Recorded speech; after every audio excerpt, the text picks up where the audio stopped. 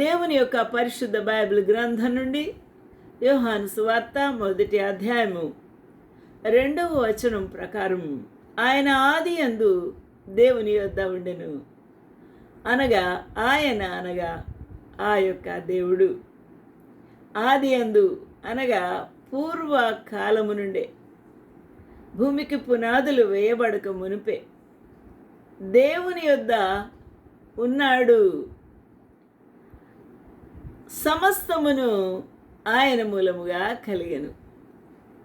సమస్తము అనగా ఏమై ఉంటుంది? ఆకాశము నుండి వేలాడుతూ ఉన్న సమస్తమైన నక్షత్ర రాసులు, మరియు ఆ పైన పరలోకములో ఉన్నవారంతా, భూమిపై ఉన్న సర్వజీవులు అంతా, భూమి కింద ఉన్న ఆ లోకాలలో జీవించుచున్న సకల ప్రాణులు యావత్తు సమస్తమును ఆయన మూలముగా కలిగెను. ఆయన అనగా ఎవరు? ఆయన అనగా ఆ ప్రభువే, ఆ యేసు క్రీస్తు ప్రభువే. ఆ యేసు క్రీస్తు ప్రభువే దేవుని యొద్ద ఉన్నాడు.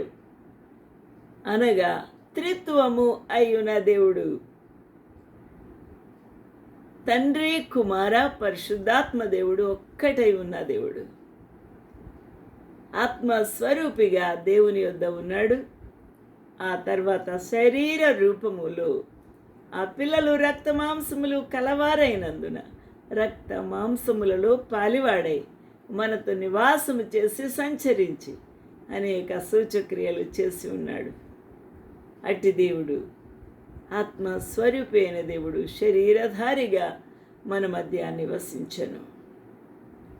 అందువలన వాక్యము దేవుడు అయి ఉన్నాడు. సమస్తమును ఆయన మూలముగా కలిగి ఉన్నది ఏదియు అనగా ఆకాశములో కానీ, భూమి మీద కానీ, ఆ యొక్క భూమి కింద ఉన్న నీళ్ళలో కానీ, ఆకాశము పైన ఆ పరలోకములో కానీ ఏదియు కూడా, కలిగి ఉన్నదేదియు కూడా ఆయన లేకుండా కలగలేదు. హల్లెలూయా! దేవునికి మహిమ, ఘనత, ప్రభావం కలుగునుగాక. ఆయన ఆదియందు దేవుని యొద్ద ఉండెను. ఆయన అనగా యేసు. The same was in the beginning with God. The same means the same person. ఆయన in the beginning with God.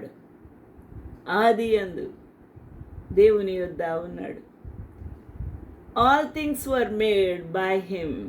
All things, all the contents, all the things, all the living things and non-living things, whichever it may be, movable, immovable, whichever it may be, all things were made by him. And without him was not anything made that was made. Without him, without Jesus Christ, was not anything made that was made. ఆయన లేకుండా ఏది కలగలేదు, సృష్టించబడలేదు. ఆయనే సృష్టికర్త. హల్లెలూయా! దేవునికి మహిమ కలుగునుగాక. అందువల్ల కలిగి ఉన్నదేదియు ఆయన లేకుండా కలగలేదు. అంత మహిమా ప్రభావము కలిగిన దేవుడు, అంత మహిమతో నిన్ను కప్పిన దేవుడు, నిన్ను సృష్టించిన దేవుడు, చెక్కుకున్న దేవుడు, తన ఊపిరిని ఊది నిన్ను బొమ్మగా, సజీవమైన బొమ్మగా చేసిన దేవుడు. అట్టి దేవునికి మహిమ, ఘనత, ప్రభావములు చెల్లించచ్చు. కృతజ్ఞుడవై లేక కృతజ్ఞురాలవై జీవించుచూ ఉండుటకు ఇష్టపడుతూ ఉన్నావా? నీ హృదయపు వాకిలి తెరిచి ఆ ప్రభువుని అంగీకరించి, ఆ ప్రభువుకి నీ హృదయంలో కొంచెం చోటిచ్చి ఆయన హృదయాన్ని సంతృప్తి చెందనిస్తావా? ఆలోచన చేద్దాం. అట్టి భాగ్యము నీ జీవితంలో కలగాలని ఆశ ఉందా? అలా అయితే హృదయాన్ని తెరువు. ఆ ప్రభు నీలో నివసిస్తాడు, నీతో సహవాసం చేస్తాడు. అట్టి భాగ్యం ప్రభు నీకు అనుగ్రహించునుగాక. ఆమేన్. యువలోకమా సందేహమా ఎదలో మెదిలే యువతరమా, నిన్ను ప్రభు యేసు పిలిచేనులే. సమయము లేదన్నా మరి లేదన్నా, సమయము లేదన్నా పోతే తిరిగి రాదన్నా, పోతే తిరిగి రాదన్నా. యేసన్న నేడో రేపు వచ్చేనన్నా, యేసన్న నేడో రేపు వచ్చేనన్నా.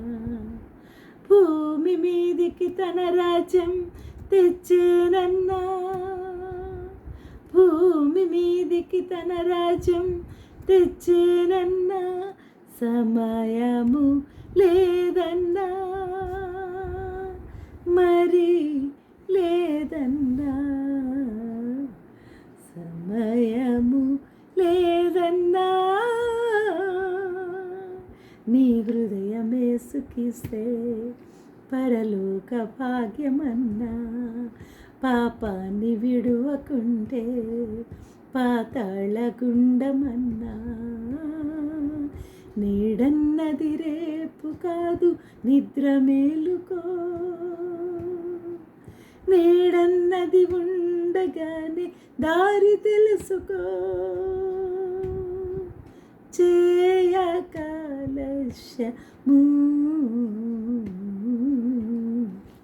తెరుని హృదయము, సమయము లేదన్నా మరి లేదన్నా, సమయము లేదన్నా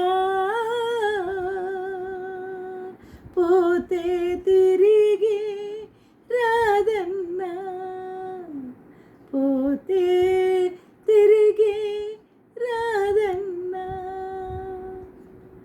యేసన్న నేడో రేపు వచ్చేనన్నా, యేసన్న నేడో రేపు వచ్చేనన్నా. భూమి మీదికి తన రాజ్యం తెచ్చేనన్నా, భూమి మీదికి తన రాజ్యం తెచ్చేనన్నా. సమయము లేదన్నా మరి లేదన్నా, సమయము లేదన్నా.